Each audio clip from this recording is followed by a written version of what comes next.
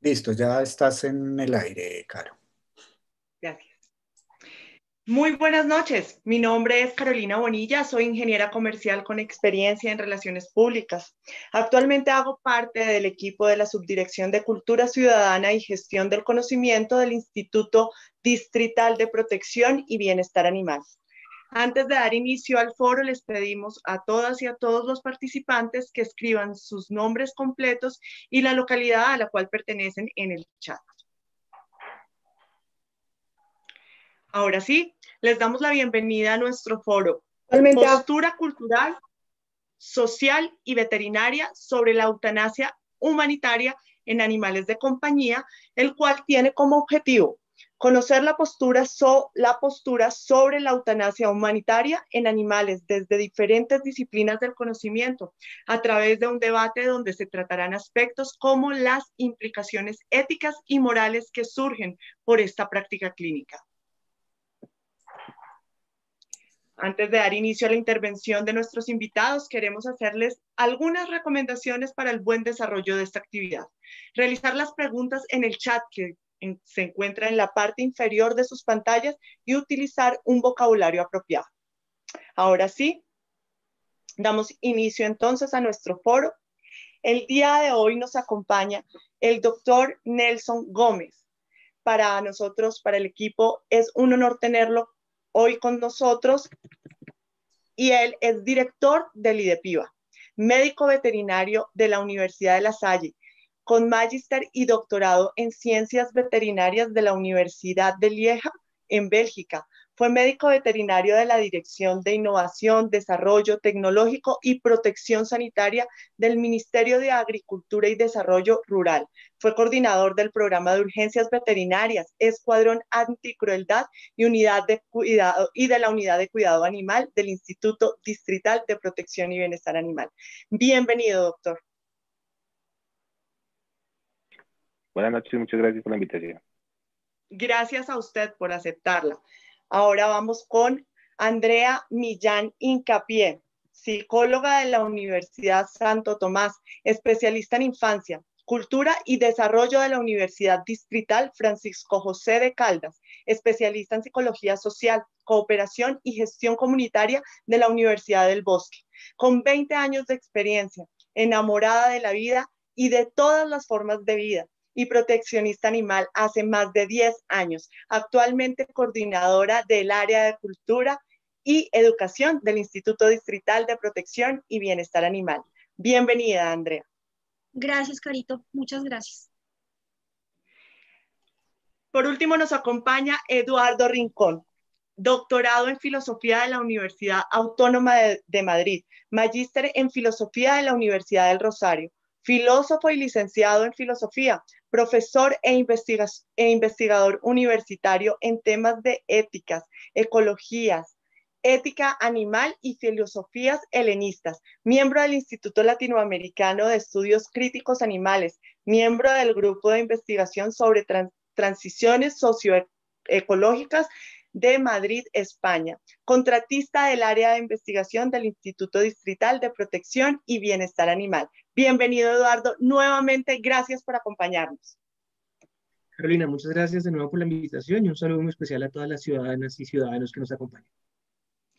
Bueno, ahora sí vamos a dar inicio a las preguntas. Vamos a hacerle una pregunta a cada uno de nuestros invitados y tendrán 10 minutos para responder cada uno. Empezamos con el doctor Nelson Gómez. ¿Cuáles son los criterios médicos clínicos para tomar la eutanasia humanitaria como elección para aliviar el dolor de un animal?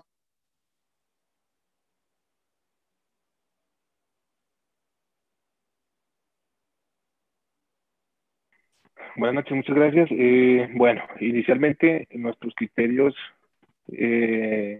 médicos, tenemos dos dentro de la unidad de cuidado animal y nuestras clínicas operadoras. Tenemos un protocolo de eutanasia, el cual está aprobado por la Oficina Asesora de Planeación. Es el que venimos manejando fue aprobado en octubre del 2019 y lo hicimos entre todos los equipos de comportamiento, el equipo de médicos de la unidad de cuidado animal, todo el equipo de fauna doméstica, y hicimos un robustecimiento de este protocolo para tener los puntos más importantes a realizar cuando uno quiere hacer una eutanasia humanitaria, que es, como su nombre lo dice, muerte sin dolor y evitar el sufrimiento de los animales. Cuando tienen alguna enfermedad terminal o cuando tienen algún tipo o múltiples fracturas, que es un animal que es inoperable.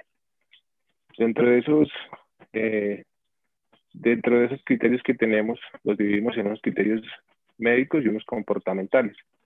Dentro de las condiciones que debe tener un animal para realizar el procedimiento de eutanasia humanitaria son animales seniles, que tienen un síndrome senil, se llama eso, con la incapacidad en la locomoción, básicamente cuando tienen problemas osteoarticulares, problemas ya a nivel de columna vertebral, que son inoperables y que ya por la edad pues empiezan a generar un tipo de alteraciones en la locomoción.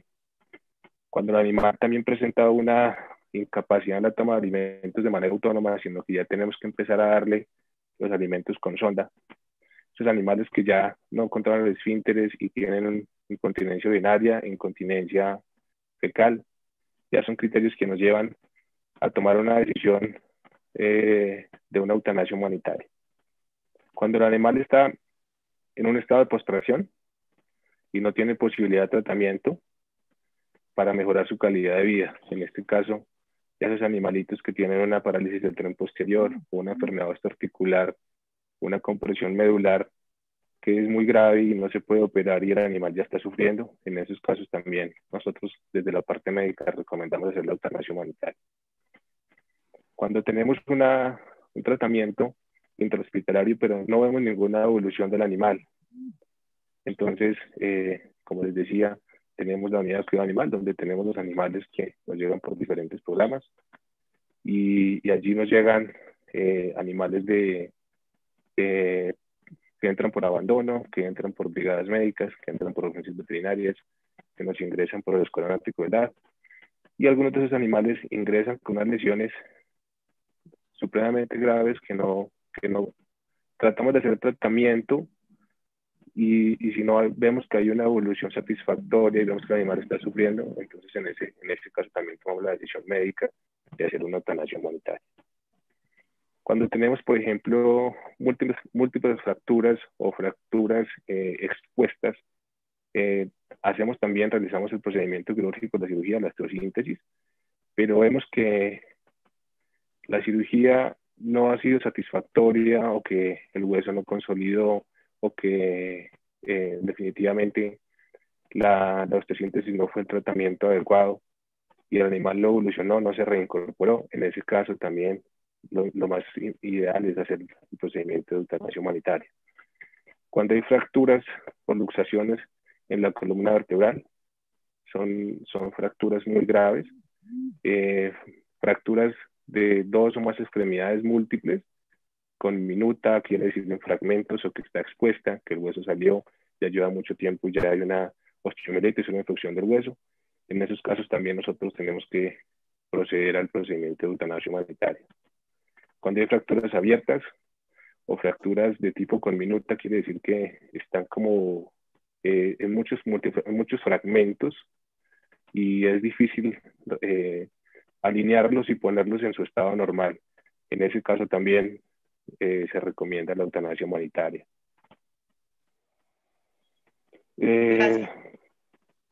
Cuando hay fracturas que comprometen la movilidad del paciente, dentro de las cuales tenemos enfermedades conocidas dentro de la medicina veterinaria, que son una que se llama Chief-Charrington, que es básicamente lesiones a nivel de columna vertebral, donde hay un escalonamiento de las vértebras, una compresión medular y algunas veces un seccionamiento medular. El animal queda con una parálisis espástica, que quiere decir que los miembros anteriores están rígidos y los posteriores están como flácidos. En esos casos también se recomienda la eutanasia humanitaria porque no hay ningún tipo de cirugía donde pueda reconstruir la médula cuando está seccionada. Cuando tienen neoplasias graves, dentro de estas tenemos varios tipos: mastocitomas, osteosarcomas, carcinomas hemangiosarcomas, todo lo que es tumores, los que terminan en oma casi siempre son malignos. Cuando tienen ese tipo de enfermedades, neoplasias, nosotros también recomendamos la eutanasia humanitaria. Cuando tienen síndrome de Cushing, ya son enfermedades metabólicas, hiperadrenocorticismo, se hace un tratamiento, el tratamiento que el ideal es con un producto que se llama tridostano, es un producto que es bastante costoso y eso es una dosis que se da de acuerdo al peso del animal. Más o menos una tableta, una pastilla, una cápsula, se hace en una farmacia magistral y están alrededor de 11.000, 12.000 pesos. El animal necesita más o menos de 1 a 2 cápsulas al día.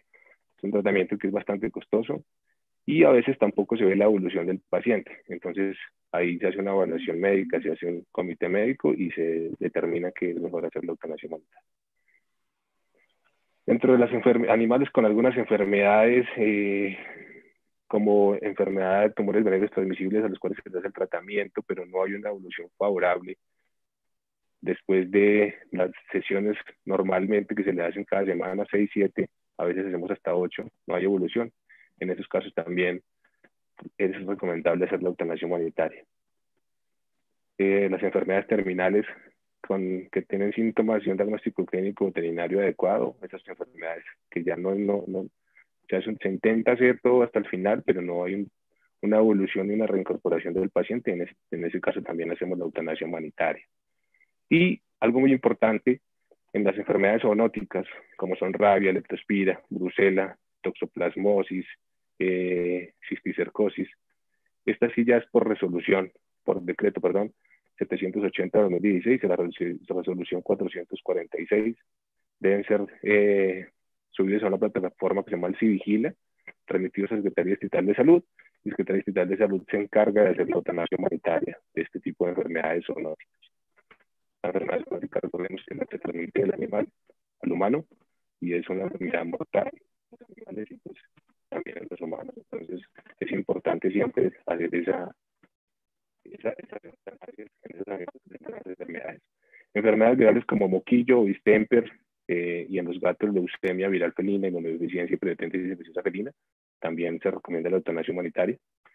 Cuando los animales son sintomáticos, algunos son asintomáticos y pueden vivir hasta 12, 13 años, hablando de los felinos, los gaticos. Pero si tienen los síntomas, sí es mejor realizar la eutanasia humanitaria. Y en enfermedades articulares, las enfermedades articulares ya crónicas, cuando hay ya que los huesos, espondilitis deformante, donde la columna vertebral ya pierde su movilidad porque forma como unos picos de loro y se fusionan, pierde la movilidad y el animal tiene muchísimo dolor. En este caso también recomendamos la eutanasia humanitaria. En enfermedades del sistema nervioso central como síndrome vestibular, cuando tienen un golpe, el animal algunas veces se recupera, otras no. Los animales que convulsionan cuando tienen una epilepsia primaria o que tienen un tumor a nivel cerebral o encefálico, esos animales también requieren de la eutanasia humanitaria. Hasta aquí son como los criterios médicos para realizar la eutanasia humanitaria, que quiere decir una muerte sin dolor. Y ya tenemos animales que requieren de una eutanasia humanitaria, pero por problemas comportamentales. Entonces ahí ya voy a decirles más o menos por encima, no sé cuánto tiempo te llevo, pero pues creo que ya voy como en 6 minutos. Entonces voy a agilizar un poquito. Animales con reincidencia de la agresividad hacia personas. Nosotros tenemos una tabla, 2 casos de agresividad demostrada hacia personas, entonces nos remitimos a hacer una valoración etológica y lo pasamos a Secretaría de Salud para que hagan toda la valoración dentro del Instituto de Naturalidad de Cuidado Animal. Tenemos una zona que es la zona de la Secretaría Distrital de Salud, donde hacen la evaluación de esos animales mordedores de esa persona. Llegan casi siempre con tienen que llegar siempre con una epicrisis. Ese animal que es reincidente y ya mordió a las personas, entonces hace la valoración y la Secretaría Distrital de Salud ya toma la determinación de realizar la eutanasia humanitaria en esos casos de agresividad reincidente. Animales que hayan presentado agresividades con lesiones físicas dirigidas hacia humanos sin contexto aparente. Animales que presentan agresividad por protección a recursos sumado a cualquier otro tipo de agresividad. Hay unos que eso es cuando tienen una afinidad muy fuerte con con el lazo con el que uno lo saca, con la trailla, con juguetes, y cuando los va a quitar y el animal inmediatamente reacciona y muerde al cuidado o al tenedor o al que hace la limpieza en el caso de la niña que va a animar. Dos agresiones de estos animales a una persona también es un indicativo de que se pasa la valoración etológica en comportamiento. Si no pasa los criterios que tenemos ahí, también es un animal que es mejor hacer una eutanasia humanitaria porque el riesgo para nosotros en darle la adopción es muy grande. Animales se les realiza tratamiento médico para ese tipo de agresividad, pero no vemos una evolución satisfactoria después de ya pasar todo el tratamiento. Los animales los que son ferales, los que llamamos, que son abandonados en los humedales o que nacen en los humedales, o que son los animalitos que están casi siempre con los habitantes de calle que lo cuidan, son bastante, protegen demasiado al dueño y son muy agresivos con las otras personas. A esos animales se les hace el tratamiento. Hay algunos que evolucionan muy bien y hemos dado en adopción muchos de ellos, pero hay otros que definitivamente con el tratamiento no evolucionan y nos toca realizar el procedimiento de eutanasia humanitaria con una valoración tanto médica como comportamental, con una valoración etológica o un informe, y ahí se procede a hacer la eutanasia humanitaria, porque el animal sufre más en esa condición que estando bajo terapia médica. Entonces se desarrolla todo su tratamiento, se hace su tratamiento hasta el final, y si no hay evolución, entonces ya recurrimos a la eutanasia humanitaria porque ya no tiene el animal que es difícil de dar en adopción o no se puede dar en adopción, es un riesgo muy alto para nosotros.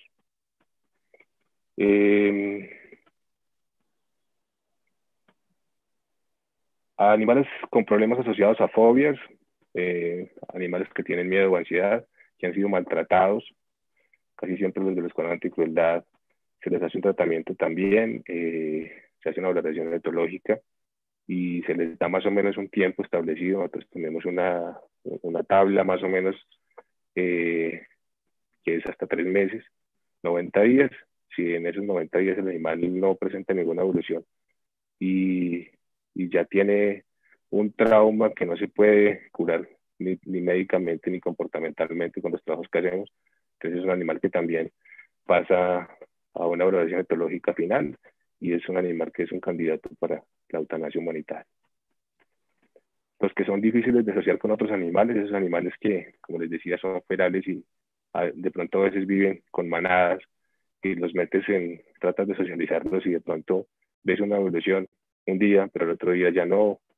De pronto hay unos que sí evolucionan muy bien, esos animales también hemos dado muchos en adopción, y los que definitivamente no pueden, por miedo, por ansiedad, que se quedan en su esquina, no hay evolución ni médica ni comportamental, entonces también nuestro tratamiento es una valoración etológica final y la eutanasia humanitaria. Cuando los animales presentan trastornos compulsivos emancipados de difícil redirección, casi siempre, como les estábamos hablando, el mayor porcentaje de animales que tenemos nosotros son de razas fuertes, animales que han sido maltratados, animales que han sido utilizados para peleas, animales ferales que han sido abandonados en los humedales o que han nacido en los humedales, y los animales que desafortunadamente la gente en las invasiones tienen una población de 20, 10, 15, 7 animales solamente para cuidar el predio. Cuando hacen el desalojo, los animales quedan a la deriva y son animales que han estado amarrados toda su vida o han estado sueltos pero han vivido en manada, y esos animales tienen un temperamento nervioso. Un animal nervioso es más peligroso que uno bravo. Un animal bravo uno sabe que lo va a morder, pero uno nervioso como que uno dice, ¿será que sí me va a morder o no? Y ese animal lo muerde. Ese temperamento nervioso es muy difícil de quitar cuando tienen un maltrato, cuando son ferales. Entonces en ese caso también hacemos una valoración etológica muy detallada, seguimos todos los pasos. Si el animal empieza a ceder, seguimos hasta el final, lo medicamos, y hemos tenido casos muy, positivos donde los hemos podido dar en adopción y la evolución ha sido satisfactoria, y otros que definitivamente no evolucionan y tenemos que proceder a la eutanasia humanitaria. Y también hay animales que presentan problemas neurológicos que afectan el comportamiento del animal y su calidad de vida. Estos animales, pues, como les decía, son casi siempre los animales potencialmente peligrosos o de razas fuertes, que ya han tenido una vida donde han sido utilizados para peleas, donde los han maltratado tanto que ya un día puede ser que cambien, que sean un poquito, que evolucionen, pero el otro día ya tienen ese comportamiento tan arraigado en la parte neurológica que se les cambia el chip al otro día y agreden ya sea a una persona o a otro perro. Esos animales también pues se pasan una valoración etológica, se medican y si no hay una evolución satisfactoria, el procedimiento también es la eutanasia humanitaria. No sé si tengo más tiempo o ya se me acabó. Usted siga explicando, está muy completa su respuesta. Bueno, todo eso que les estoy hablando, eso lo tenemos incluido dentro de nuestro procedimiento de eutanasia humanitaria que tenemos en la unidad de cuidado animal, que fue aprobado en octubre del 2019, bajo todas las reglamentaciones, bajo un estudio concienzudo de todas las áreas. Lo hicimos muy robusto para que cumpla con todas las normas y todas las leyes. En la ley 84 al 89 hay un párrafo que dice que cuando un animal está en sufrimiento o tiene alguna enfermedad terminal, el médico veterinario, tiene que ser un médico veterinario, un médico veterinario zootecnista, puede realizar la eutanasia humanitaria para que el animal no siga sufriendo. Entonces, una recomendación importante y que nosotros siempre hacemos es que tenemos que tener un equipo que es un catéter intravenoso, un esparadrapo para fijar el catéter. Nosotros lo hacemos con una planestesia utilizando barbitúricos o planestésicos y hacemos una inducción del animal.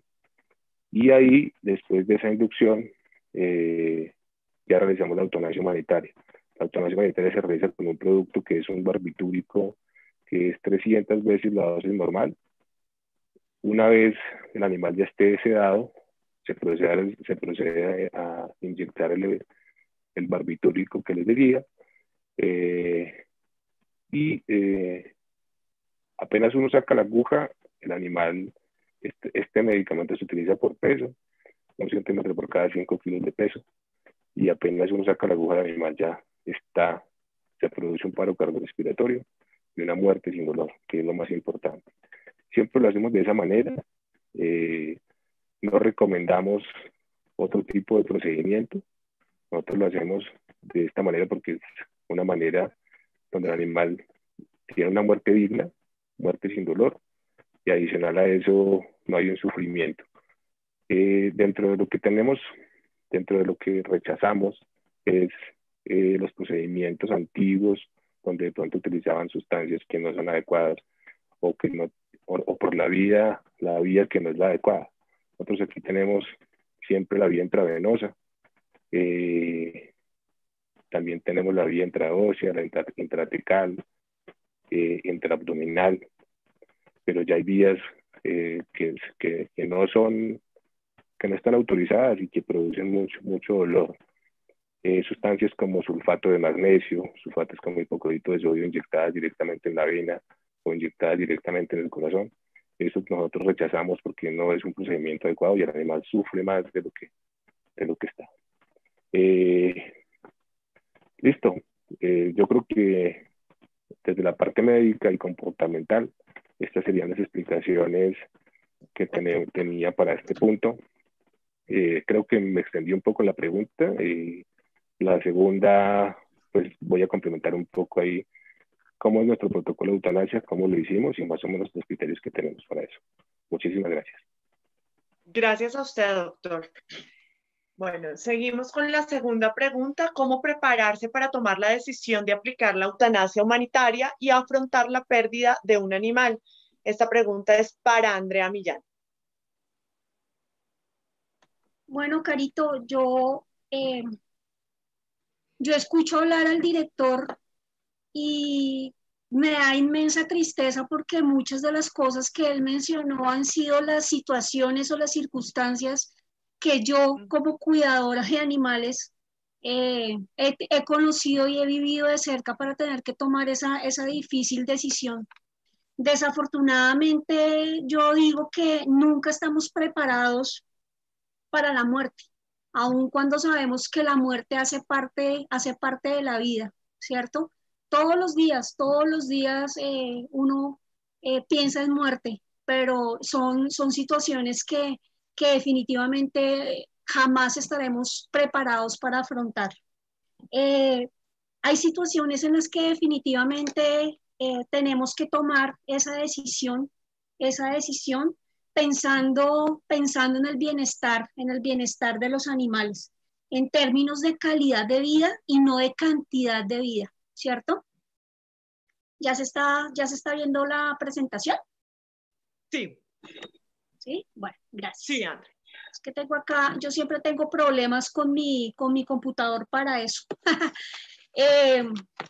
Les estaba diciendo que hay que pensar en la calidad de vida de los animales y no en la cantidad de vida, en la longevidad, porque finalmente, desafortunadamente, el apego que tenemos hacia ellos y el inmenso amor, pues definitivamente no se puede convertir en la barrera que nos impida para que los animalitos tengan una partida digna.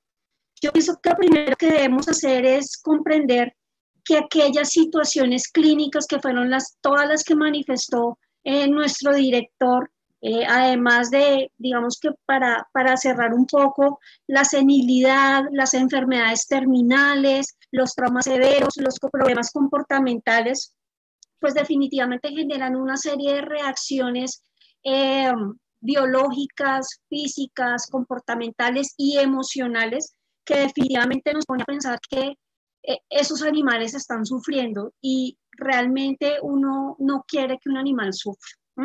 Lo segundo, pues básicamente, y es fundamental, obviamente tener en cuenta el criterio médico veterinario, ese criterio médico veterinario profesional, que realmente sea un médico veterinario, ¿cómo se diría? Que realmente sea, se me fue la palabra, o sea, que realmente sea un médico veterinario registrado, avalado, es la persona que nos puede dar una orientación y como aclararnos lo que significa el diagnóstico y el pronóstico de ese animal, ¿cierto? Porque es importante guiarnos por el criterio médico veterinario, porque los veterinarios son las personas que han estudiado para conocer el estado de salud, el estado comportamental y el estado emocional de un animal. Ni por redes sociales, ni los amigos, ni las recomendaciones que los dan a uno por WhatsApp y demás, son la manera para la información para tomar la decisión frente a esta dolorosa situación por la que nos estamos enfrentando. Si André, ya tenemos... André, qué pena interrumpirte. Señor. ¿Puedes revisar, por favor, si tu micrófono estás por unos audífonos o algo así? ¿Estamos no. en un tipo de roce? Ok, no te preocupes. Entonces, sigue y mira. No, señor. Bueno, entonces, digamos que, como ya les había mencionado, la muerte está presente en todos los momentos de la vida.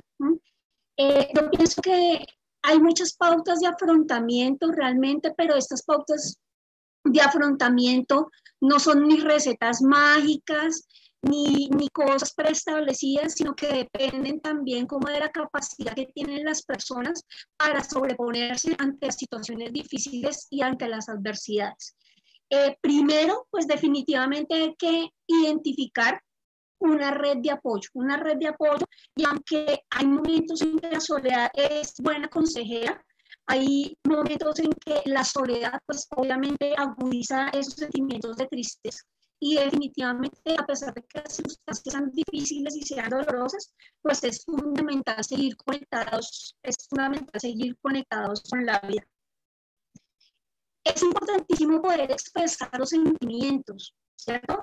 y no culpar a nadie por la situación por la que estamos pasando. Son situaciones que salen del control de nosotros los animales humanos.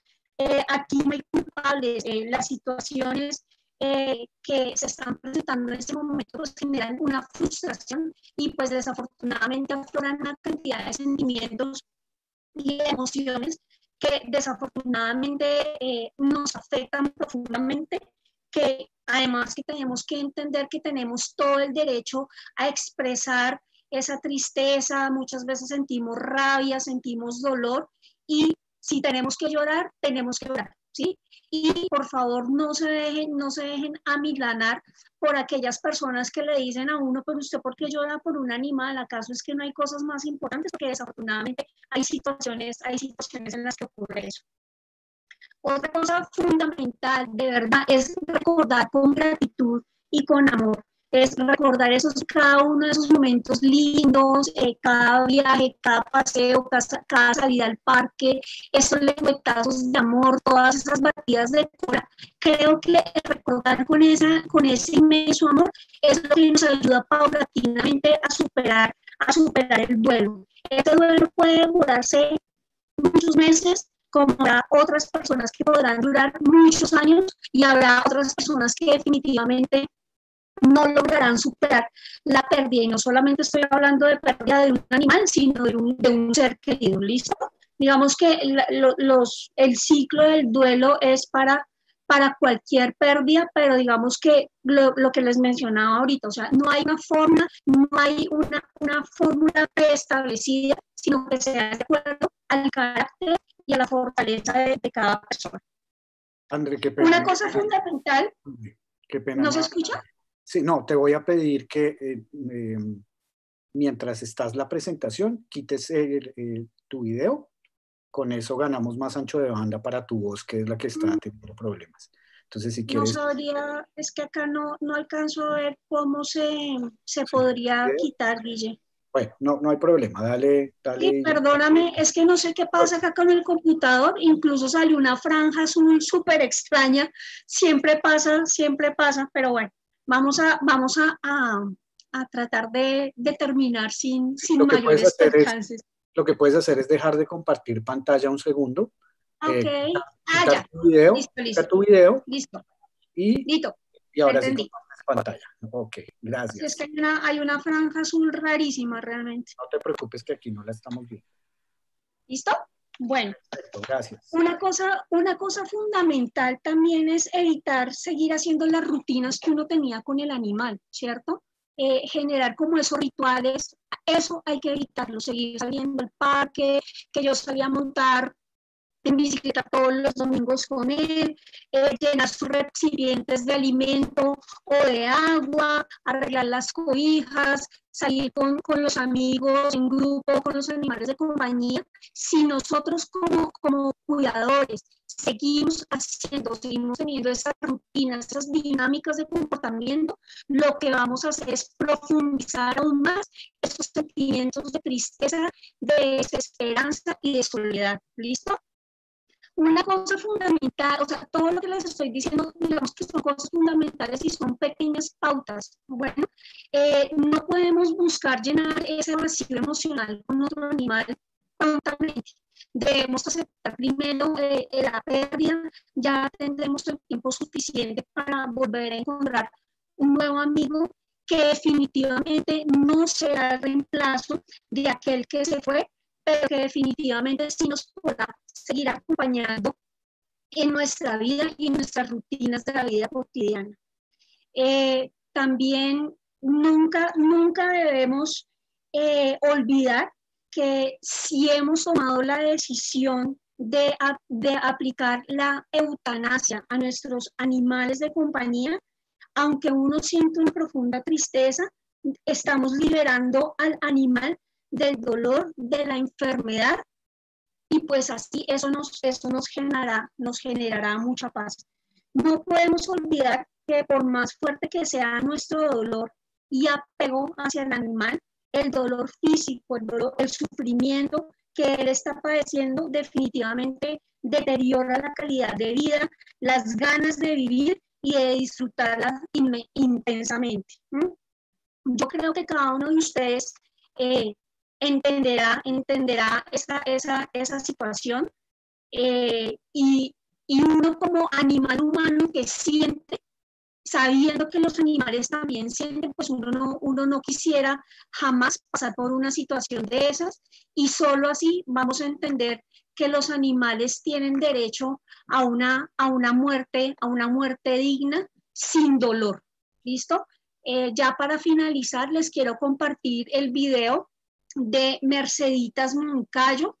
Ella es una persona que vive en la ciudad de Pasto, del departamento de Nariño, y ella quiso compartir su historia con nosotros como forma de testimonio, para que cada uno de ustedes entienda que el hecho de pensar en la eutanasia no es un acto perverso, sino realmente es un acto de amor y de entera humanidad. Muy buenas tardes. Me permito compartir esta historia con ustedes. Mi papá era un amante de los animales. Tenía su mascota, su negrito, quien era el compañero, su amigo incondicional, su compañerito de ejercicio, que todas las mañanas salía a trotar con su negrito. Trotar, hacer un trayecto muy grande, era un momento los dos maravillosos. Cierto día mi papá enfermó y falleció. La tristeza del perrito fue enorme. A los pocos días, a la semana, el perrito estaba muy enfermo, muy decaído, no quería comer. Lo llevamos al doctor, lo miramos ya con su rostro, se ha cambiado su semblante, tenía algo especial en su carita. Y el veterinario me dijo que era una rana que lloraba. Fue muy fuerte verlo así. Con mucho día que salió el perrito de la clínica veterinaria y miraba con los ojos de seguramente ya no puedo más. El doctor no dijo que no había nada que hacer. Era extenderle esos momentos de sufrimiento, o la solución era ayudarlo a morir y dormir. Entonces fue la decisión más dolorosa, pero más llena de amor por ese animalito, por esa mascota que llenó la vida de mi papá con amor, con alegría. Lo tomé entre mis brazos y le hablé. Le dije que gracias por haber sido ese perrito maravilloso, gracias por todo lo que hiciste en mi vida con mi papá, gracias por haber sido ese amigo que sin importar el clima, sin importar nada, salía con él a pasear. Y le dije que muy pronto se iba a encontrar con él en el cielo, que todo ese dolor que él tenía ya iba a pasar. Esa fue la decisión que tomamos y la verdad fue la mejor. Es una decisión de amor que duele, es muy doloroso, pero más doloroso hubiera sido verlo pasar los días y que su estado empeorar y que su dolor y sus movimientos se agravaran más. Entonces nos quedó el alma tranquila. ¿Por qué? Porque le dimos una oportunidad a él de morir dignamente, o sea, no llevarle las peores condiciones de dolor y de sufrimiento. Y la gratitud hacia él es eterna. Yo sé que él se fue también sabiendo que era lo mejor para él y se fue a encontrar con su amo. Yo creo que no debemos dejar sufrir a nuestras mascotas y llegar a ese momento tan doloroso de que ya no, el dolor ya sea insuperable, pudiendo nosotros antes ayudarles a solucionar. Esa mirada del perrito, del negrito, nunca se me va a olvidar cuando él me decía, por favor, ayuda. Pero con la mirada él se comunicaba. Ese es mi historia.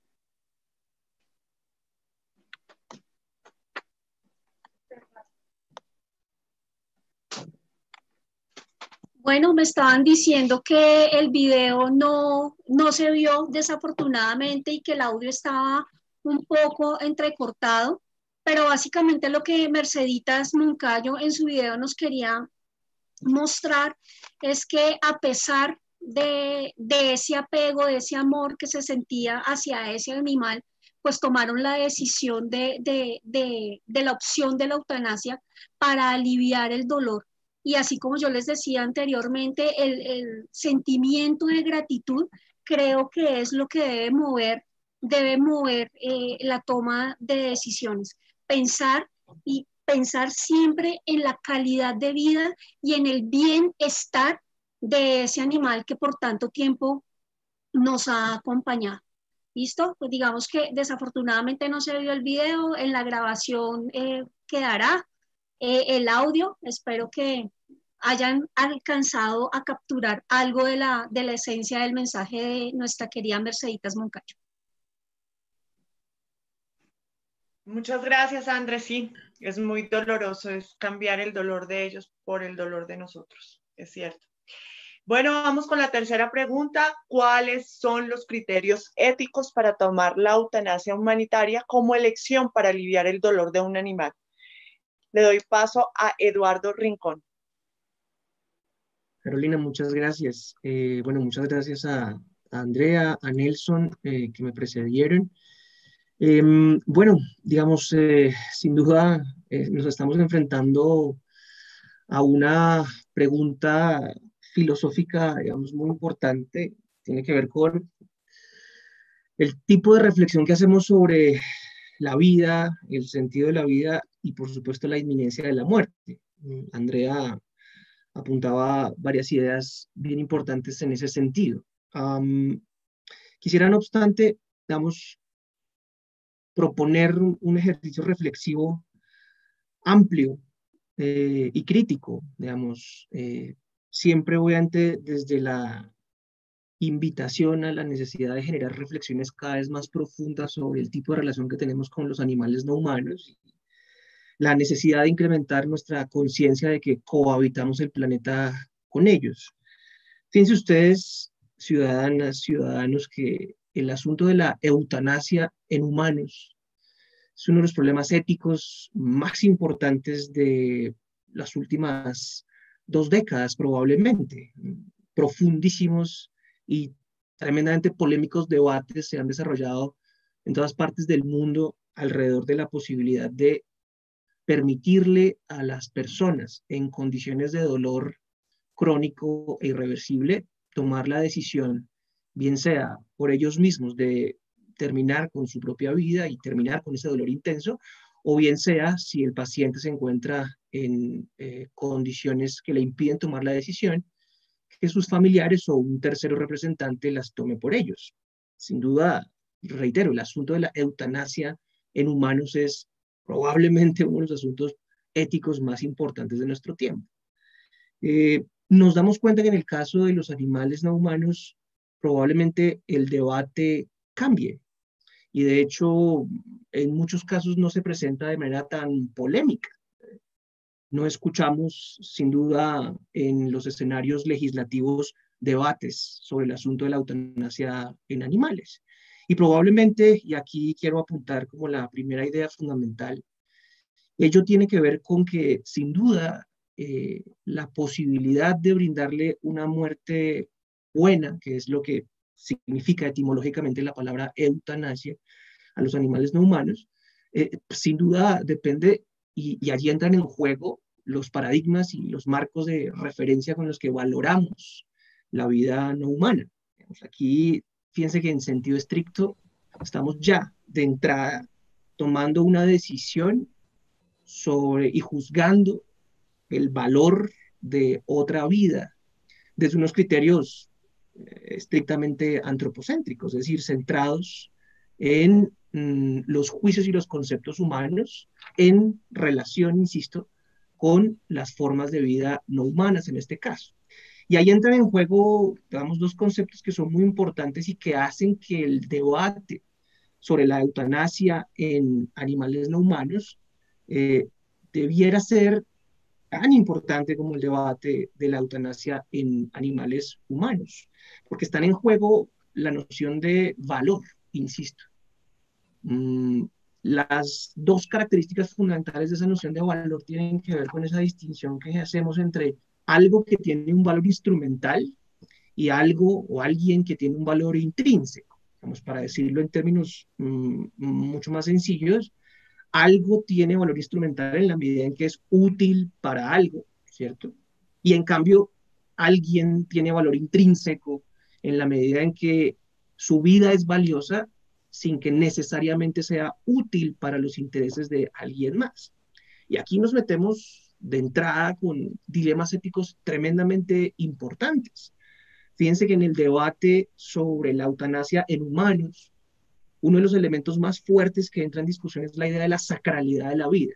Dicho de otra manera, la idea de que la vida es sagrada.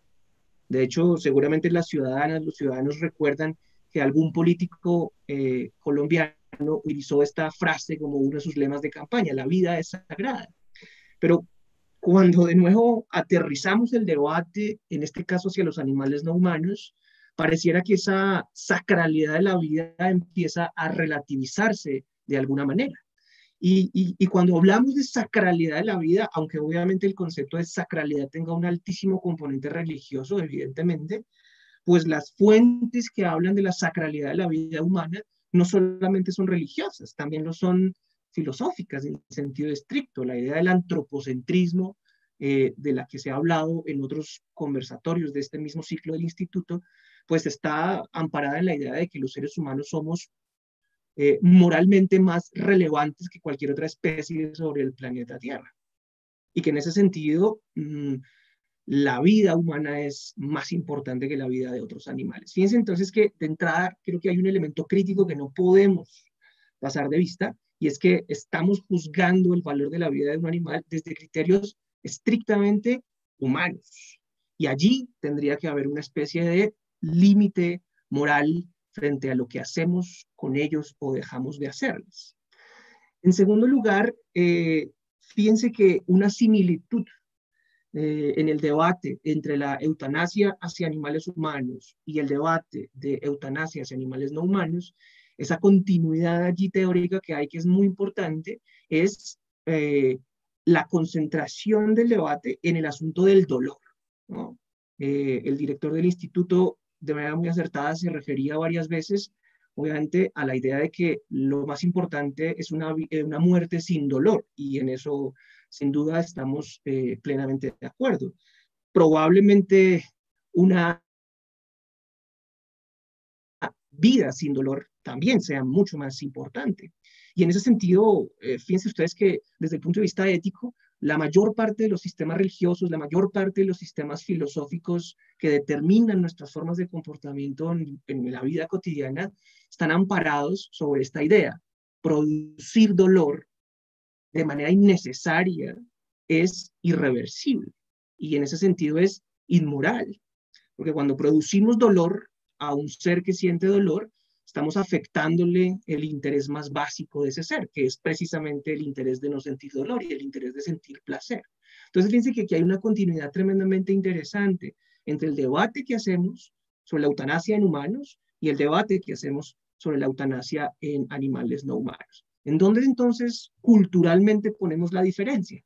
Bueno, la respuesta está en la primera idea que esbozaba, que nosotros juzgamos la vida de los animales no humanos desde criterios puramente antropocéntricos, y en ese sentido consideramos la vida de los animales no humanos menos valiosa que la de los animales humanos. Y allí, sin duda, hay un problema ético que se ha teorizado bastante fuerte, y que no solamente es una teoría, sino que tiene, vamos, una incidencia en la práctica con la creación de muchos movimientos ciudadanos, de muchos movimientos civiles, de cambios legislativos que han empezado a transfigurar esa noción que tenemos de los individuos no humanos. De hecho, una parte de la legislación colombiana reconoce la sintiencia de los animales no humanos, y no solamente la sintiencia, sino su valor intrínseco, insisto.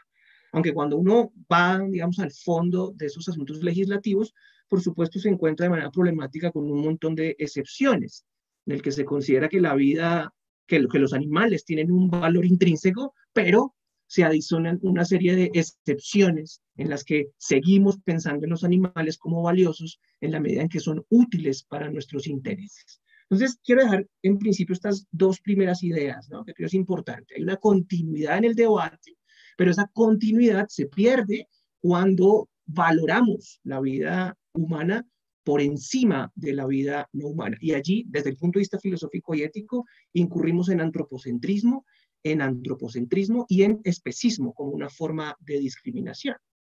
Ahora bien, precisamente la continuidad del debate y la ruptura genera, obviamente, un montón de conflictos de intereses y dilemas morales. La característica fundamental de un dilema moral es que es una sin salida. De hecho, la palabra la palabra griega para determinar esos dilemas morales es aporía, que significa una sin salida. Y es precisamente, esa es la característica de un dilema. Digamos que cualquier solución a ese dilema tiene unos componentes problemáticos. Por eso cuando nos enfrentamos a estos temas, sin duda no van a cesar nunca los debates y las posturas contrarias, aunque creo que eso sin duda es valioso. Es preferible una sociedad plural y abierta donde podamos debatir a una en la que haya verdades reveladas, sin duda.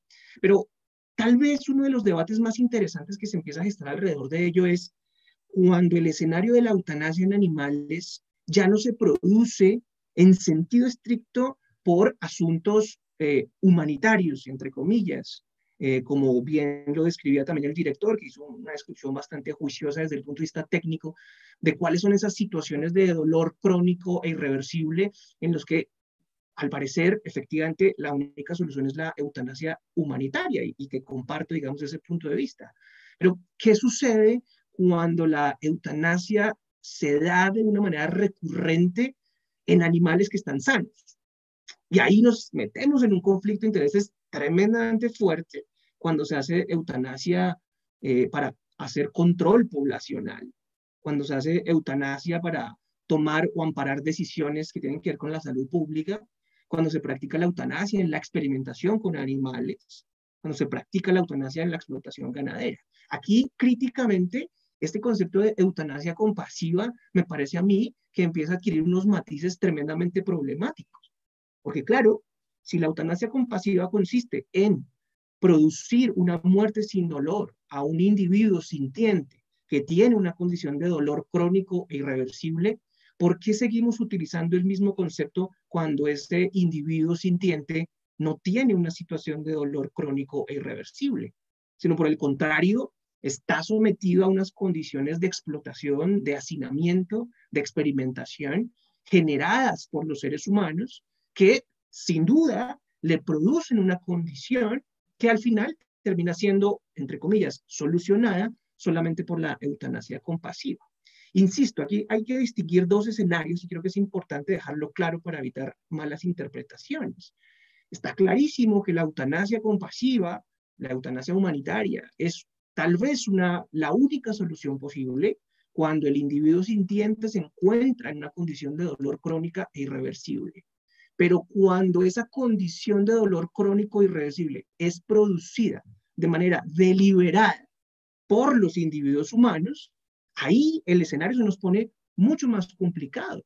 Estamos hablando de muerte humanitaria, sí, pero cuando previamente ese individuo sintiente fue sometido a una condición de explotación y de dolor por los seres humanos. Entonces yo creo que hay unos escenarios tremendamente interesantes que invito a las ciudadanas y a los ciudadanos a que los contemplen con un poco más de mente abierta en ese sentido.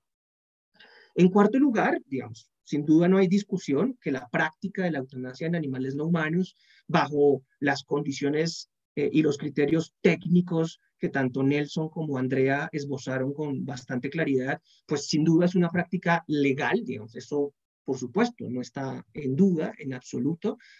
Mal haríamos, obviamente, desde el punto de vista de una disciplina científica en promover acciones ilegales. Insisto, eso no está en discusión, pero recordemos, ciudadanas y ciudadanos, que obviamente lo que significa que está dentro de la legislación no está exento también de generar unos dilemas y unos problemas éticos, ¿no? Y aquí yo creo que una de las cosas relevantes, tremendamente importantes que tenemos que rescatar, es que los animales no humanos no solamente son seres sintientes, es decir, no solamente tienen esa capacidad de sentir dolor y placer, sino que además tienen vidas psicológicas, tienen vidas internas tremendamente complejas, digamos. Y en eso la etología, la biología, la zoología han avanzado de manera tremendamente amplia sobre este tipo de asuntos. Los animales no solamente están en el mundo sintiendo dolor, sino que gran parte de ellos, por lo menos los mamíferos sociales, son conscientes del mundo y en ese sentido también tienen vida emocional. Insisto, no solamente sienten dolor y placer, sino que muchos de ellos también son capaces de sufrir, por ejemplo. Y allí, insisto, yo quiero que poner muy de presente, obviamente no dar ningún tipo de respuesta, sino más bien generar preguntas y dilemas, es que probablemente esa altísima complejidad de la vida interna y psicológica de los humanos, de los animales no humanos, perdón, tendría que hacernos replantear qué está sucediendo con los principios que la bioética ha determinado como principios fundamentales a la hora de tomar decisiones sobre la muerte de individuos, ¿no? Y ahí, para decirlo de manera muy rápida, 4 principios fundamentales, que de hecho son principios que los profesionales y las profesionales del área de la salud, digamos, están obligados a considerar y a incorporar a sus prácticas. Estos principios bioéticos, como el principio de beneficencia, es la obligación del personal de la salud de producirle beneficio al paciente, ¿cierto? Al individuo. Y en este caso, cuando me refiero a individuo, a paciente, estoy hablando también de animales humanos y de animales no humanos. Aquí no estoy haciendo distinción. El principio de no maleficencia, que obliga al profesional de la salud a no producirle perjuicio de manera deliberada, de manera voluntaria al paciente. Por supuesto, en la praxis médica se puede producir dolor, pero también hay unas causales donde esa producción es involuntaria y está contemplada como una posibilidad. De hecho, por eso existen cosas como el consentimiento informado. El principio de justicia es tremendamente importante, que tiene que ver con una especie de principio de equidad en el que los tratamientos deben ser similares sin importar el individuo del que estemos hablando. Y el principio de autonomía, que probablemente, hasta donde sabemos, solo aplica para los seres humanos, obviamente que tengan una capacidad de tomar decisiones sobre su propia vida. En el caso de los animales no humanos, es para todos claro que los animales no pueden decidir si continuar viviendo o dejar de vivir frente a la acción humana. Insisto, somos los humanos los que tomamos esa decisión, pero insisto en que lo hacemos desde criterios puramente antropocéntricos y que probablemente allí haya que repensar la validez y la justicia con los animales de ese tipo de criterios éticos. Así que yo pongo sobre la mesa, digamos, esos 4 elementos, porque esos principios bioéticos que están obligados a practicar los profesionales, las profesiones de la salud, cuando los pasamos al campo de los animales no humanos, nos van a generar unos conflictos tremendamente fuertes. En quinto lugar, y ya con esto voy terminando, en las 6 ideas que quería proponer, digamos, para suscitar el pensamiento crítico, insisto, no me interesa más porque no tengo respuestas a preguntas, sino que me interesa suscitar el pensamiento amplio sobre este sentido. Y es una idea que venía yo esbozando en las intervenciones anteriores. ¿Qué pasa cuando mostramos como única solución a la eutanasia compasiva y humanitaria, cuando en realidad esa producción de dolor y sufrimiento es generada por los seres humanos? ¿Qué pasa con la responsabilidad moral frente a la producción de dolor, ¿no? Y aquí el elemento central, digamos, el punto clave es el asunto de la ética animal, digamos, porque lo que hace es ampliar nuestros puntos de vista basándose en la complejidad de la vida de los animales y generando pensamientos que hasta hace un poco más de 2 décadas no habían entrado dentro del campo de la discusión, ¿no? Aquí, para que nuestros espectadores se animen un poco a investigar más sobre estos asuntos, les invito a que profundicen en 3 autores que me parece que son fundamentales y que han dado pie, además, como fundamento teórico a muchos cambios legislativos en Colombia y en el mundo frente al tratamiento que le damos a los animales no humanos. En primer lugar, la perspectiva utilitarista de Peter Singer, el filósofo que abre, digamos, la discusión y la pregunta sobre si tenemos o no obligaciones morales con los animales no humanos, y que parte precisamente de la idea de que producir dolor es inmoral, y dado que los animales son seres que sienten dolor, producirles dolor de manera injustificada, pues es inmoral también, y tendría que entrar dentro de nuestras consideraciones morales la posibilidad de producirles dolor o no. Aquí una de las cosas más relevantes que dice Singer al respecto es: los seres humanos tenemos una responsabilidad moral cuando le producimos dolor a un ser, sabiendo que ese ser es susceptible de sentir dolor. Y aquí vuelvo al punto de esta quinta idea. ¿Qué pasa cuando mostramos la eutanasia como la única solución compasiva, cuando el animal se encuentra en una condición de dolor, cuando la condición de dolor es producida por los seres humanos? Y ahí vuelvo al ejemplo de la experimentación con animales. En muchos casos estamos hablando de animales completamente sanos, a los que se les inocula enfermedades para luego, obviamente, producirles una eutanasia compasiva con el fin de aliviar el dolor producido por esa inoculación de la enfermedad hecha por humanos. Ahí hay un problema ético fundamental. Los invito a que profundicen en esa idea. Un segundo autor y un segundo bloque, digamos, de pensamiento muy interesante es el que elabora Tom Regan, que es un filósofo estadounidense, donde avanza mucho más en la discusión y dice, ojo, porque cuando justificamos la producción de dolor a un individuo sintiente con el argumento de que producirle dolor a ese individuo beneficiará a otros individuos, pues sin duda subsiste ahí una especie de idea tremendamente perversa y problemática, y es nuevamente una infravaloración de la vida por encima de la valoración de otros. Es la idea de que hay vidas que son más valiosas que otras y que es aceptable producirle dolor a unos para que beneficie a otros. Allí Tom Regan insiste en la idea de que los animales son sujetos de su propia vida y que en ese sentido hay muchos problemas con muchas estrategias que pretenden controlar la vida de los animales, impidiéndoles desarrollarse como el tipo de seres que son. Y por último, un tercer cuerpo teórico que es muy importante, que también invito a que profundicen en ello, y es el que elabora la filósofa estadounidense Martha Nussbaum, quien dice, a ver, efectivamente, partimos del principio de que los animales sienten dolor y que producir dolor es inmoral. Partimos y lo complementamos con la idea anterior de Tom Regan de que los animales deberían tener derechos, específicamente el derecho a que no sean usados, ni maltratados, ni explotados, con el argumento de que ello produce beneficio a otros.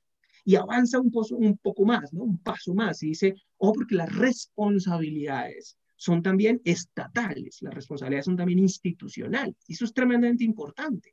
Aquí en la quinta idea lo que quiero hacer énfasis es en la idea de el tipo de responsabilidades morales que tenemos a la hora de tomar la decisión de producirle dolor a los animales o de producirles el cese del dolor.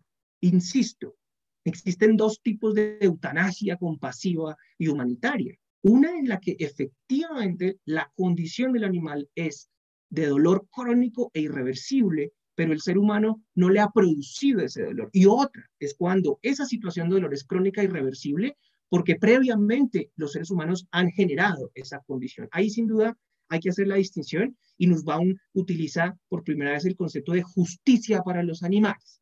¿Qué significa producir justicia para los animales? Permitirle a los animales desarrollar sus capacidades como la clase de seres que son. Seres con valor intrínseco, con intereses y con posibilidades de actuar como agentes en el mundo. Y por último, termino con esta última idea. Sin duda, creo que la discusión sobre la eutanasia compasiva no debe quedarse en los animales de compañía. Evidentemente, es un detonante de la discusión y es un primer paso fundamental, y creo que es digno de celebrar que las ciudades y los países estén tomando decisiones cada vez más acertadas, como la que se hace también aquí en el instituto, de generar criterios técnicos mucho más compasivos y humanitarios para producir la eutanasia. Yo creo que no es ningún misterio ni ningún secreto para las ciudadanas y los ciudadanos que nos están escuchando de las situaciones que existían en muchas ciudades frente al control poblacional de los perros en situación de calle en muchas ciudades del mundo. No estoy hablando, por supuesto, de Bogotá, sino de muchas ciudades del mundo.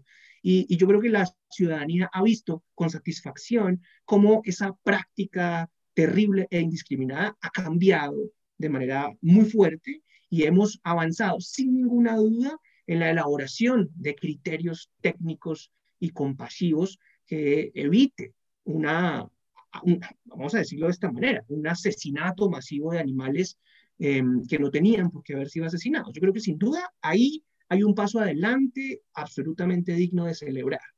Pero ya que dimos ese paso adelante, creo que también tenemos que dar entonces ahora el siguiente paso, y es ampliar la mirada, ¿no? Ampliar el punto de vista. Tenemos que ir más allá de la eutanasia compasiva pensándola solo en animales de compañía. Y tenemos que tener mucho cuidado cuando se utiliza de manera equivocada ese concepto para velar, quiero decir con esto, para esconder acciones que atentan contra el cuerpo y contra la vida de los animales de manera injustificada y de manera discriminada, y que pone en juego evidentemente su vida y frustra el desarrollo de sus intereses, de sus capacidades, y anula esa condición que tienen los animales no humanos de ser sujetos de su propia vida. Y ahí estoy invitando a las ciudadanas y a los ciudadanos a que nos tomemos reflexiva y críticamente la idea de, bueno, ¿qué pasa cuando matamos a los animales en la experimentación científica? ¿Qué pasa cuando matamos a los animales en la industria ganadera? ¿Qué pasa cuando matamos a los animales en la industria cosmética, militar, en el entretenimiento? ¿En dónde ponemos esa línea de la diferencia? ¿Por qué ponemos la línea de distinción entre los perros, los cerdos, las vacas? Yo creo que hay unos elementos críticos que no podemos perder de vista y, como les decía, no tengo respuestas, más bien tengo preguntas y dudas, y espero que estas reflexiones sigan suscitando pues ciudadanías mucho más incidentes, preocupadas por los animales no humanos, pero en un sentido mucho más amplio. Ampliemos la mirada. Los animales de compañía, sin duda, hemos creado unas relaciones de afectividad y cooperación con ellos invaluables, y es un detonante que cada vez más las ciudades, los países, los ciudadanos, las ciudadanas estén preocupadas por esto. Pero ha llegado el momento de dar también una ampliación de la mirada. Muchas gracias por la atención. Gracias, Eduardo, como siempre, tan claro. Gracias, tenemos muchísimas preguntas para nuestros invitados. Algunas ya las hemos estado contestando, otras vamos a elegirlas para responderlas acá, y tendrán 5 minutos para responder. Entonces, iniciamos. ¿Qué procedimiento tiene el Instituto de Protección y Bienestar Animal para la toma de decisiones frente a los casos de eutanasia humanitaria, doctor Nelson? Nosotros tenemos un protocolo, como les decían al principio, un protocolo de eutanasia, que tiene básicamente pues, los criterios de la ley 84 al 89. Tenemos otras leyes que también están inmersas dentro de estos protocolos de eutanasia. Y tenemos el concepto médico, la parte médica que ya expliqué, y la parte comportamental. Es un protocolo que pasa por una oficina asesora de planeación, el cual está aprobado, verificado. Este protocolo que tenemos es de octubre del 2019, el cual lo hemos trabajado con todos los equipos del Instituto Distrital de Protección y Bienestar Animal. Antes de realizar el procedimiento de eutanasia humanitaria, pues tenemos unos informes, unos soportes. En el caso de que sea una eutanasia humanitaria desde la parte médica, de enfermedades irreversibles, de enfermedades crónicas que cuando el animal esté sufriendo, tenemos un soporte médico de ese animal, con el cual tenemos algunas veces exámenes diagnósticos complementarios que nos ayudan para tener un diagnóstico más fuerte y poder soportar que el procedimiento que estamos realizando es el adecuado. Y en la parte comportamental también hacemos lo que es la valoración metodológica.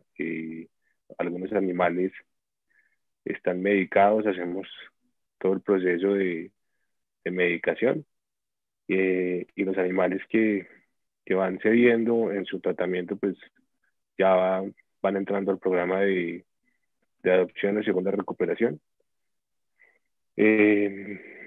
Ese protocolo, como les decía, está autorizado y legalizado por la Oficina Asesora de Planeación, con todas sus correcciones. Cada vez tenemos que irlo modificando. Ya hay cosas que tenemos que irle sumando para que sea más robusto, y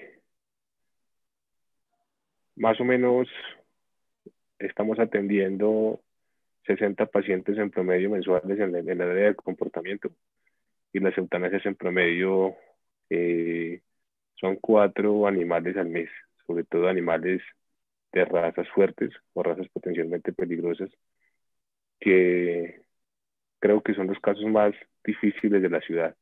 Son animales que tienen una agresividad supremamente alta. Entonces, obviamente se les hace toda su valoración etológica, pero al final el tratamiento, la única salida es la eutanasia humanitaria. También tenemos la parte de adopciones, donde hay gente que ya ha tenido razas potencialmente peligrosas o razas fuertes, sabe cómo es el manejo, sabe cómo se detiene un animal de estas características. Entonces también tenemos ese tipo de adopciones especiales con ese tipo de animales. Cuando el animal ha seguido en el tratamiento o se ha recuperado la valoración etológica y el trabajo que se hace. Eso es básicamente lo que hacemos. Gracias. Gracias, doctor. ¿Por qué es importante un comité de bioética en el instituto para la toma de decisiones en estos casos? Esta pregunta es para Eduardo. Gracias. Sí, es una pregunta muy interesante. Yo creo que los comités de bioética tienen, en general, digamos, para poner en contexto, los comités de bioética son instancias interdisciplinares en donde se dan discusiones de tipo ético, filosófico, médico, sociológico, antropológico, alrededor de diversos asuntos que tienen que ver con la vida y la muerte de los individuos. Los comités de bioética, digamos, no son exclusivamente, por supuesto, dedicados a asuntos relacionados con animales no humanos, sino que también obviamente tiene que ver con el tema de las decisiones sobre la salud, la muerte, la vida de los humanos. Es una instancia bastante amplia, utilizada para tomar decisiones sobre la eutanasia en humanos, por ejemplo, o cuando en un hospital haya que tomar una decisión, por ejemplo, sobre desconectar un respirador artificial a una persona, etcétera, etcétera. En el caso de los comités de bioética específicamente dedicados o elaborados para tomar decisiones acerca de la vida de los animales no humanos, yo creo que este es un escenario realmente interesante porque nos abre la discusión, ¿no? Nos muestra que la problemática a la que son sometidos los animales no humanos es tan compleja que la óptica o la visión de una sola disciplina del conocimiento humano, pues es insuficiente, porque sin duda, al ser una sola disciplina, pues por supuesto es una óptica limitada. Y la dimensión de la problemática, la dimensión de las formas en que explotamos a los animales, las situaciones accidentales en las que los animales también se ven afectados, pues necesitan y requieren de la complejidad de la discusión interdisciplinar. En ese sentido, creo que los comités de bioéticas funcionan como instancias tremendamente importantes y válidas para la toma de decisiones argumentadas, que creo que es fundamental, la toma de decisiones argumentadas y soportadas, insisto, con ópticas plurales, acerca de la vida y la muerte de los animales no humanos. Creo que sin duda es una instancia de participación, de construcción y de gestión del conocimiento que sin duda ninguna institución o ninguna organización que se relacione con la vida de los animales no humanos debería desechar ni pasar por alto, por supuesto. Gracias, Eduardo. Bueno, Oscar Ávila nos cuenta, tengo un gato de 18 años, desde hace 4 años le diagnosticaron artrosis notoria. Sin embargo, aún está muy funcional, va a su arenera, come muy bien y toma mucha agua. Hace unos meses tuvo una crisis, el veterinario encontró cristales en la orina, posibles fibrosis y riñón amorfo. Está mejorando, pero lentamente. Con cuidados paliativos. En este caso que no fallezca, en el caso en que no fallezca naturalmente, no queremos dejarlo sufrir, pero insisto en respetar su vida mientras sea muy funcional y se pueda medicar. ¿Esta decisión es correcta? Pregunta. ¿En qué momento debemos detectar el límite, entre comillas, de su sufrimiento? Doctor Nelson.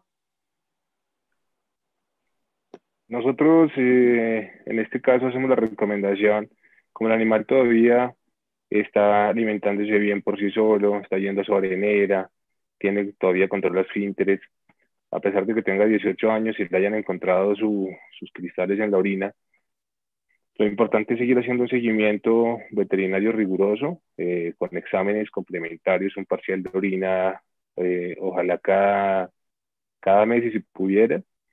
Ese análisis es importante. Ya cuando el animal, la recomendación que hacemos nosotros es cuando el animal ya empieza a sufrir. ¿En qué sentido?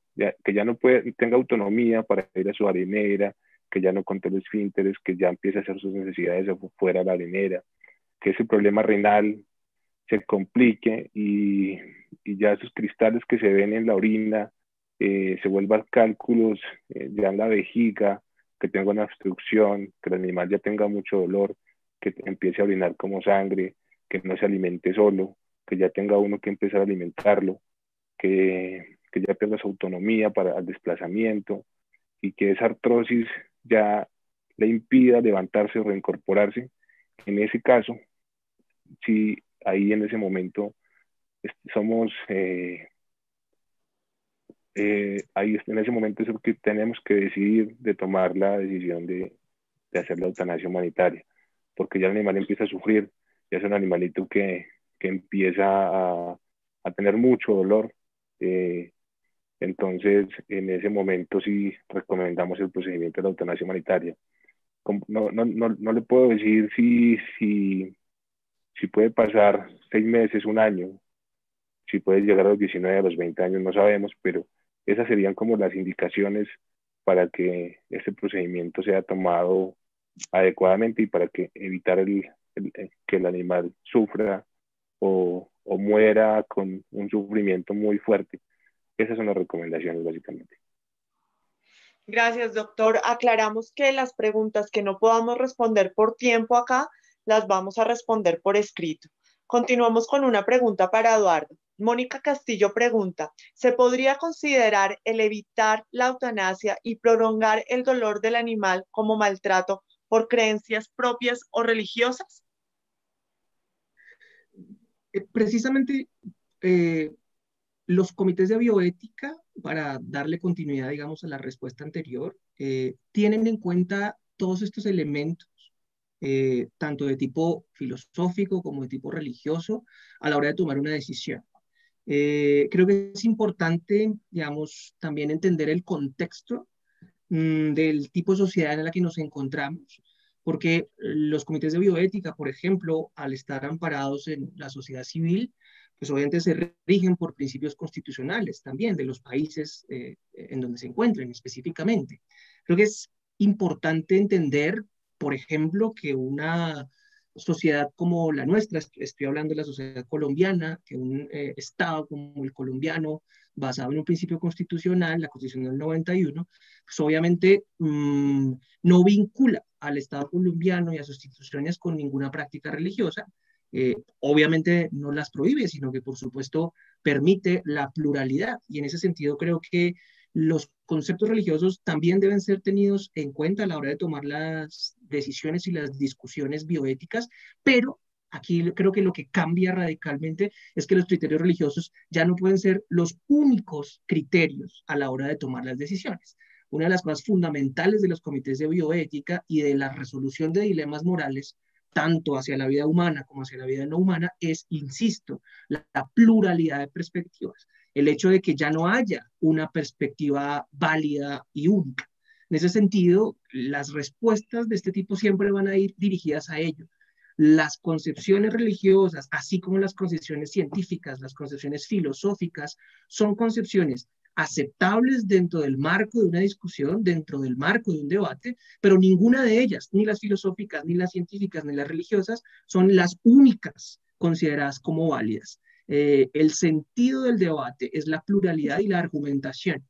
Los límites de la argumentación y los límites de la sensatez de la argumentación se van dando de manera socialmente construida a medida que los tiempos van cambiando, a medida que las moralidades van cambiando y en ese sentido las posturas éticas van cambiando. Sintetizo con lo siguiente. Si las moralidades, entendidas como las formas en que nos relacionamos con los otros individuos, son cambiantes, las perspectivas éticas también lo son. Por eso, todas las decisiones éticas son tremendamente dinámicas. No existe un solo punto de vista objetivo y válido y razonable, y de allí, insisto, en que cada vez que tengamos que tomar una decisión sobre la vida de un animal humano o no humano, el punto de partida simplemente es la discusión, la argumentación, el contexto y el análisis caso por caso de cada situación. Gracias, Eduardo. Laura Zuluaga pregunta, ¿Hasta qué punto es recomendable manejar los casos más graves con cuidados paliativos, doctor Nelson? Hasta el punto en el que el animal realmente no dependa de ser alimentado, por ejemplo, por el tenedor o por el propietario. Ya cuando un animal empieza a no comer solo, a no ir en el caso de los gatos, a su arenera, en el caso de los perros, que ya tenga una incapacidad de levantarse, que ya se orine encima, que no controle esfínteres, en ese caso, y que ya no coma por sí solo, ni tome agua, en ese caso, ya los tratamientos paliativos, así uno quiera mucho el animal, eso hace que el animal, verlo sufrir, lo hace sufrir a uno más que dejarlo descansar. Entonces, esos tratamientos paliativos sí creo que tienen un límite, y ese es el límite donde ya empieza el sufrimiento extremo, donde ya hay mucho dolor, y donde ver al animal sufriendo también hace que el tenedor o el propietario sufra. En ese caso, hasta ese momento es el que uno tiene que, por más que quiera el animal, tomar esa decisión que es un poco o muy difícil de tomar, pero que al final va a aliviar tanto el dolor del animal como el del tenedor. Gracias, doctor. Acá le hace esta pregunta Adriana Bermúdez.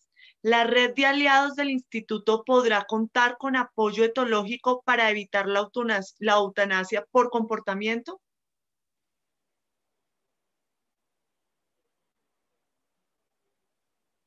Nosotros desde el instituto estamos abiertos para ese tipo de casos.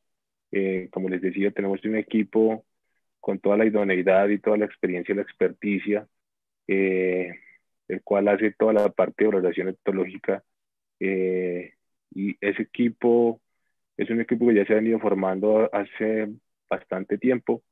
Entonces, estamos abiertos para esa red de aliados.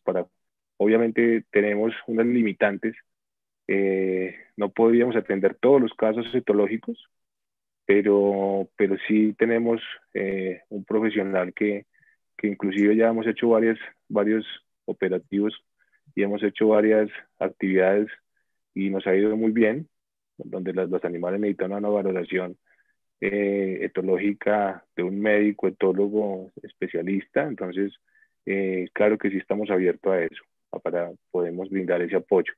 La limitante pues es obviamente que tenemos una sola persona que es la líder de comportamiento, y pues ahí ya tenemos dos profesionales y unos técnicos que también nos ayudan con esa parte. En el caso, cuando damos un animal a la adopción y tiene algún problema de agresividad, entonces tenemos un manejo para enseñarle al propietario o al tenedor cómo tiene que manejar ese tipo de comportamiento en el animal. Hay que tener en cuenta que el tiempo de adaptación de un animal, independientemente si es de raza fuerte o potencialmente peligroso a un animal normal, el tiempo de adaptación al nuevo hogar o a la nueva familia es aproximadamente 3 meses. Entonces hay que tener en cuenta eso, donde el animal puede presentar problemas de comportamiento, pero para eso tenemos nuestro equipo. Y esa red de aliados, claro que sí, con nuestros limitantes que tenemos, pero sí estamos abiertos a prestar esa ayuda. Gracias. Bueno, por tiempo, creo que vamos a tener que seguir respondiendo las preguntas, como siempre. Permítanme un segundo que me están pidiendo que haga una última pregunta. ¿Cuál es? Bueno, sí, me piden una última pregunta, doctor, qué pena. ¿Cuál es la estadística de aplicaciones de eutanasia humanitaria por valoración etológica? Pregunta María Elisa. María Elisa. María Elisa, esta pregunta desde el área de comportamiento, desde que empezamos con la persona más o menos, con la especialista en etología, tenemos 60 pacientes en promedio mensuales de atenciones, de valoraciones etológicas, y las eutanasias en promedio son 4 animales mensuales. Cabe resaltar que la unidad de cuidado animal, antes era el antiguo centro de zoonosis, y las estadísticas de eutanasia eran supremamente altas, porque la Secretaría Estatal de Salud tenía que recoger todos los animales del distrito capital, y eran aproximadamente entre 100 a 120 animales diarios que recogían. Para hacer un control poblacional, el número de eutanasias era bastante alto. Nosotros, este promedio que tenemos ahorita es un promedio bastante bajo, y hay que tener en cuenta que los casos que atendemos de regulaciones etológicas son los casos más difíciles del distrito capital. Son perros que son, como les decía antes, extremadamente agresivos, que independientemente haciéndoles el tratamiento y toda la valoración y todo el trabajo, no hay una evolución de estos pacientes. Entonces, hacemos todo hasta el final, con todas el trabajo, tanto médico como de esparcimiento, como de todo el trabajo de valoración etológica, y son ya los casos extremos los que realmente ya el animal no cede o cede un poco y ya no hay nada, no se puede hacer nada, y tampoco podemos tomar el riesgo de dar una adopción a un animal que es de raza fuerte potencialmente peligroso, porque si ni siquiera nosotros podemos hacer el manejo o lo podemos hacer con las precauciones y con todo el equipo idóneo, es muy difícil darle una adopción. Doctor, muchísimas gracias. Ahora sí, vamos a tener 2 minutos para una pequeña conclusión por cada invitado. Empezamos con el director.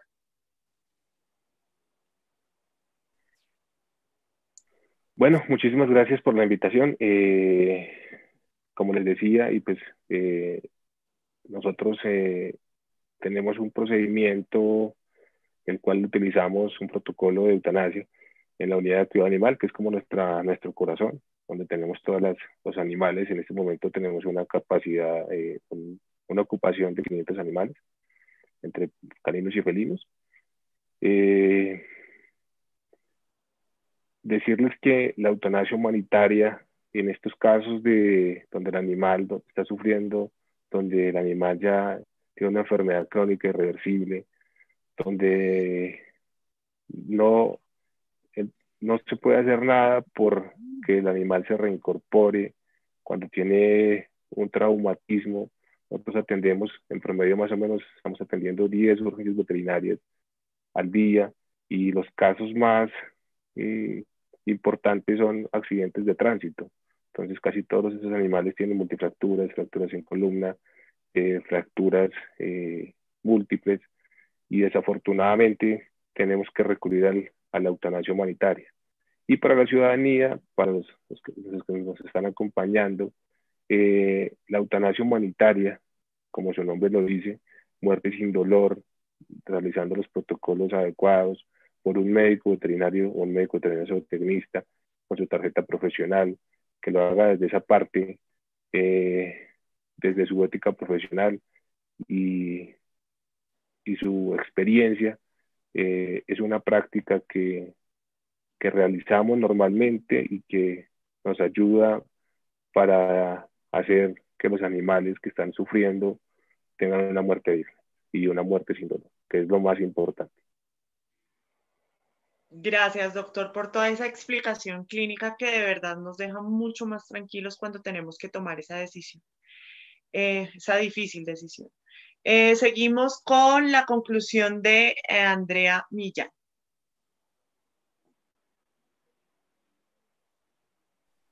Ya. Bueno, recuerden que lo que yo les mencioné, digamos que no son cosas establecidas, sino que realmente son pautas de afrontamiento que cada uno de nosotros como seres humanos construimos para superar una situación dolorosa. Recuerden, lo más importante, tener una red de apoyo, poder expresar lo que sentimos sin temor a ser criticados o juzgados por los demás, recordar con amor y con inmensa gratitud, evitar seguir teniendo las rutinas que teníamos con ese animal que perdimos, porque eso agudiza los sentimientos de soledad y de tristeza, y recordar siempre que cuando hemos tomado la decisión de pensar en la eutanasia no es un acto perverso, sino es un acto de amor, de humanidad para garantizar la calidad de vida y no la prolongación de la vida por el apego y por el amor que podamos sentir por el animal. Andrea, muchísimas gracias por esas palabras de alivio. Continuamos con Eduardo.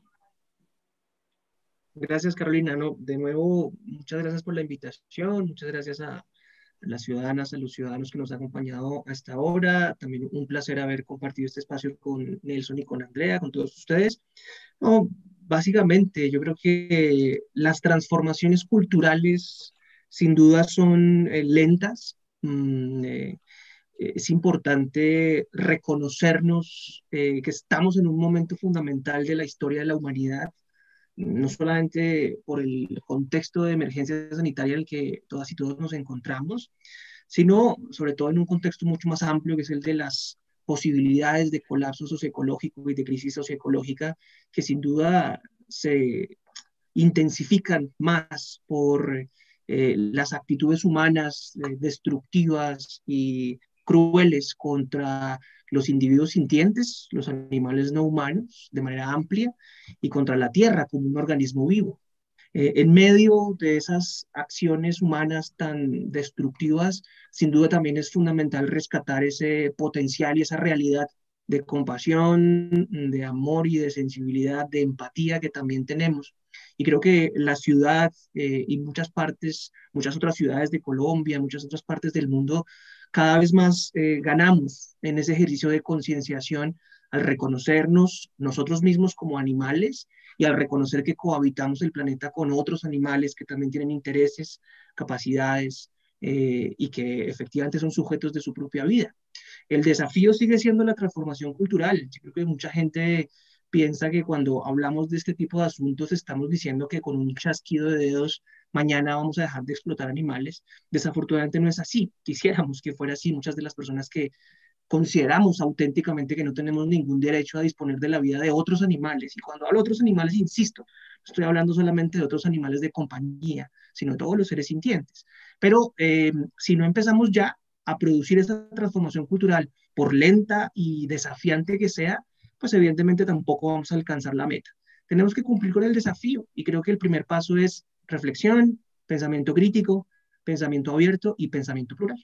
Muchas gracias. Eduardo, gracias por esos valiosos aportes que siempre nos das. Bueno, para finalizar, recuerden que somos responsables del cuidado de nuestros animales. El abandono y la negligencia son maltrato animal y acarrean sanciones económicas y posible responsabilidad penal. Después de pasear, sus patitas siempre debemos limpiar.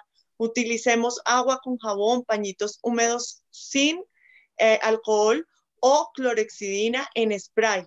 Al utilizar otros productos podríamos lastimar las almohadillas de nuestros animales. Las rutinas de aseo: limpiar bien comederos, bebederos, camas y zonas de juego. Utilizar solución de hipoclorito en agua. Desinfectar las jaulas de las aves ornamentales. No olvidemos lavarnos las manos siempre después de jugar o acariciar a los perros y a los gatos. Los invitamos a participar de nuestras próximas sesiones. El día 9 de junio hablaremos sobre fauna silvestre urbana y en los ecosistemas, liberación de aves ornamentales, cómo hacer avistamiento. Nuestro invitado experto, Juan Caicedo, ecólogo y líder del grupo ecocomunitario del Parque El Virrey. El 11 de junio trataremos el tema sobre primeros auxilios veterinarios, cuándo es una urgencia y cuándo no. Invitados expertos, la doctora Diana Martín y el doctor Miguel Acevedo, médicos veterinarios. Les agradecemos a todos y a todas ustedes su participación y esperamos que este foro haya sido de mucha ayuda para despejar cualquier duda que hayan tenido con respecto al tema de las posturas cultural, social y veterinaria sobre la eutanasia humanitaria en animales de compañía. Les deseo una feliz noche.